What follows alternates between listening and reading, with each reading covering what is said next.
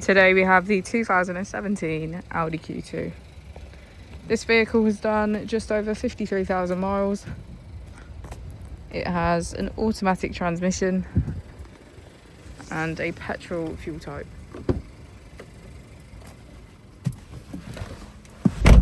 To the left of our steering wheel, we have cruise control as a feature, and on the right we have voice control, automatic wipers and automatic headlights.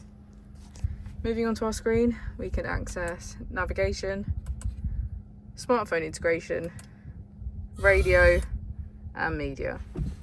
If we put the vehicle into reverse, we can see that it comes with front and rear parking sensors. Just below our screen we have our dual zone climate control with heated seats on either side. If we press our drive select button, we can switch between our 5 different driving modes.